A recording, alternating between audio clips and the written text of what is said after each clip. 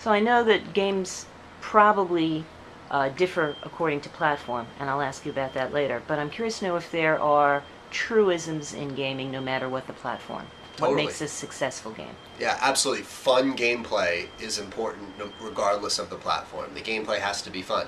The graphics don't necessarily have to be great depending on the platform. You can have a lower graphics quality game or even a menu text-based game that can do quite well depending on the country, depending on the target audience.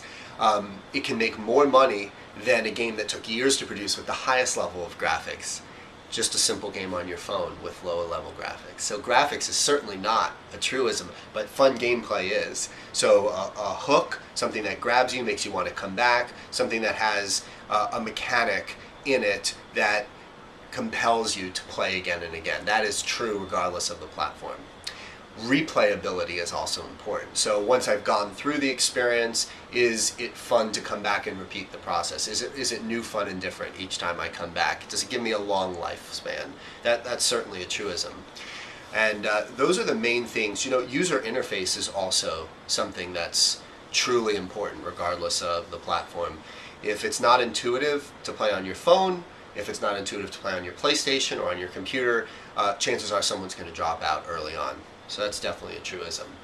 Audio, that's something that depends on the platform more. So you could have a simple loop on a phone game that isn't much to listen to, is sort of there in the background, and it can be successful.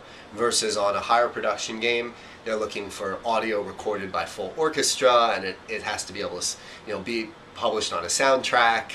So you're talking about a whole different level of audio. So audio wouldn't be an example of a truism between the two platforms. And I could keep going on and on about all the different features, and as I'm thinking about it, I'm thinking some are truisms and some are not. Depends on the platform.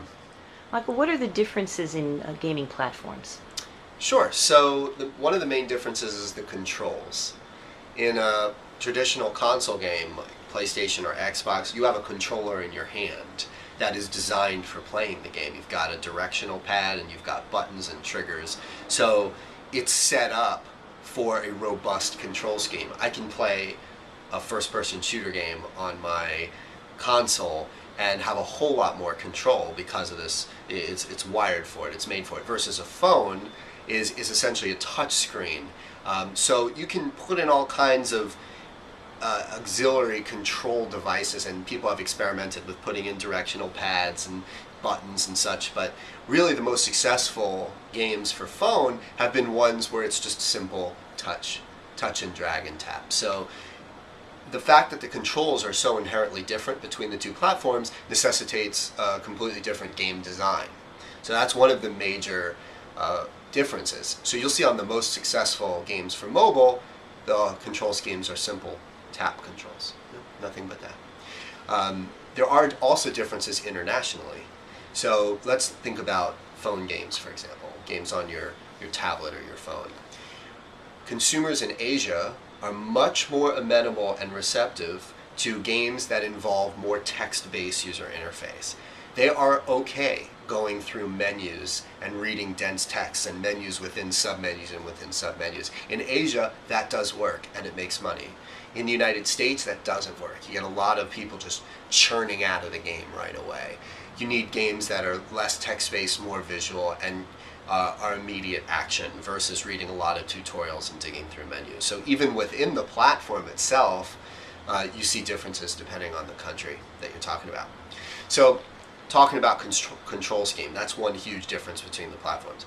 A second thing that's a huge difference is obviously the graphics of the game, right? The ability of a phone, while they are improving rapidly, is certainly far, far behind what you can do on a console like a PlayStation or an Xbox. So naturally, the graphics are wildly different, but what we see from the research is that consumers come into it with the expectation of a certain level of graphics depending on the platform, so they're not going to trash a phone game because the graphics don't look like their console. They come in with the expectation that that's what it's going to be. So control, graphics, hugely different.